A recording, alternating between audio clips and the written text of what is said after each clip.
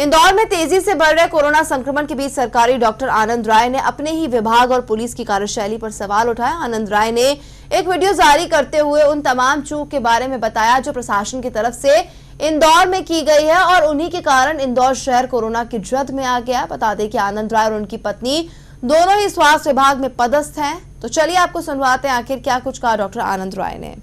40 लोगों की कोरोना से जान जा चुकी है।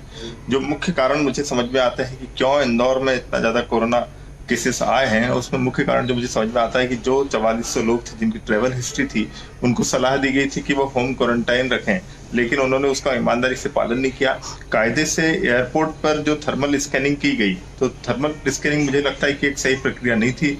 थर्मल स्कैनिंग में आपको सिर्फ फीवर का पता चलता है और फीवर जो है संक्रमण के करीब 5वें-6वें दिन आता है, उसके पहले तक कोई साइंस इस तरह के नहीं होते हैं। तो हमने कई सारे जो एसिम्प्टोमेटिक कैरियर्स थे उनको सोसाइटी के अंदर भेज दिया। कायदे से ये जो लोग थे इनको एयरपोर्ट के आसपास, इंटरनेशनल एयरपोर्ट जैसे दिल्ली में है, बॉम्बे में है, बॉम्बे के पास नवी मुंबई, दिल्ली के पास मानेसर में रोकना था।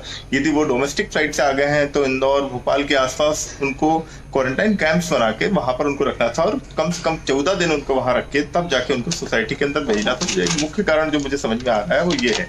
दूसरा एक कारण है कि राशन की ढंग से सप्लाई नहीं हो पा रही। घर घर शासन प्रशासन दावा कर रहा है, हो सकता है 80% लोगों तक वो पहुंचा भी रहा हो, लेकिन सभी जगह नहीं पहुंच रहा, जिसके कारण लोग आवाजाही कर रहे हैं। खासकर मॉर्निंग आवर्स में लोग झोला लेकर निकल जाते हैं आसपास और राशन के लिए ढूंढते हुए मुझे कई सारी महिलाएं और कई सारे लोग आसपास, इंदौर के आसपास दिख रहे हैं।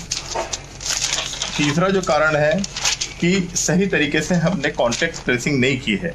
जो लोग पॉजिटिव आ रहे हैं उनके घर के आसपास के जो लोग हैं या उनसे जो लोग कॉन्टेक्ट्स हैं जिनके, उनको उनकी कायदे से सैंपलिंग की जानी थी, उनकी टेस्टिंग की जानी थी, जो कि नहीं की गई। चौथा कारण है कि जो अत्यावश्यक सेवाओं में जो लोग लगे हुए हैं, खासकर पुलिस है, जो हमारे सफाई कर्मी हैं, डॉक्टर्स हैं, नर्सेस हैं, पेट्रोल पंप पे जो कर्मचारी हैं, जो गैस सिलेंडर सप्लाई कर रहे हैं, इन सब लोगों की भी रैंडम सैंपलिंग की जानी थी, जो कि अभी तक नहीं की गई है। इनकी रैंडम सैंपलिंग जल्द से जल्द की जानी चाहिए। क्वारंटाइन सेंटर्स में बड़ी अव्यवस्थाएं सामने आ रही हैं। खासकर वहां देखा जा रहा है कि लोग सोशल डिस्टेंसिंग का पालन नहीं कर रहे हैं, वहां सुरक्षा का भी अभाव है। ऐसा मुझे लग रहा है कि 25-30 दिन सतत काम करने से पुलिस जो है कहीं ना कहीं एग्जॉस्ट हो गई है और पुलिस अब उतनी अलर्टनेस के साथ काम नहीं कर पा रही, थक गए हैं। तो पैरामिलिट्री फोर्सेस यहाँ लगानी होंगी आपको जल्द से जल्द, और तब जाके ही हम क्वारंटाइन सेंटर्स को ढंग से सुरक्षा दे पाएंगे। क्योंकि क्वारंटाइन सेंटर से यदि कोई भाग जाता है तो वो कई लोगों को संक्रमित कर देता है, ये ठीक नहीं है।